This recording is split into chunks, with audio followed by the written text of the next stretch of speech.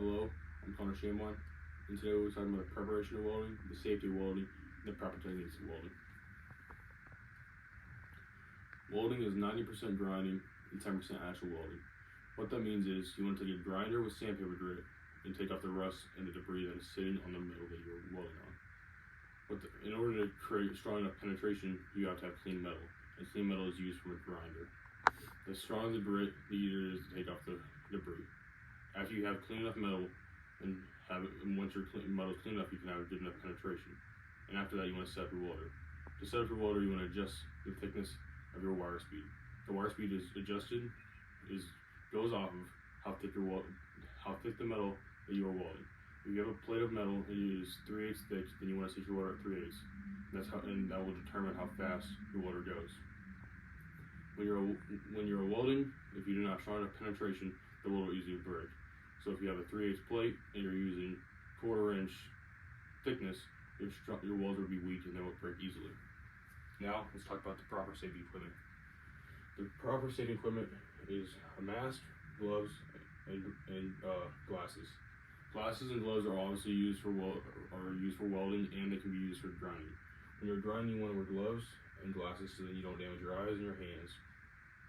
When you're welding, you want to wear gloves so that you do not burn your hands, and you want to wear a mask so that you do not burn your eyes and the rest of your skin. When you're welding, if you burn your eyes, that can cause damage, and you will have to go to the doctors.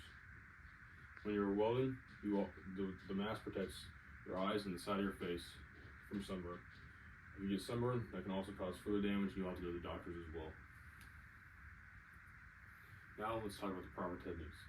The proper techniques of welding are the circular pattern, the zigzag pattern, and the half circle pattern. The half circle pattern is usually used for vertical welds, meaning up and down. When you're welding, you want to push down or you can pull down. It depends. If you're MIG welding, you can do either. The difference between MIG and TIG are MIG is used with a gun and TIG is used with a rod. When doing the half circle pattern, you want to go slow to the right and fast to the left. And you go back and forth, back and forth, back and forth when you're filling the gap.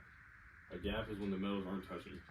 In order to fill the gap, you can either use the half circle pattern or the circular pattern. The circular pattern is usually used for gap filling. That's when you create a big enough pool to heat up the steel and create a pool, which then fills the gap in between the metals. The metals are connected with the weld, and the circular pattern is best used for that because it creates strong enough penetration. After that, you can use the zigzag pattern. The zigzag pattern is like making little Z's. You want to go back and forth, back and forth, back and forth. That is typically used for straight welding or up and down welding. Up and down welding is when you're welding vertically, and straight welding is when you're just welding across. Welding is easy and it takes time. You want to be able to make sure you grind and make sure you have the proper techniques and the proper safety equipment.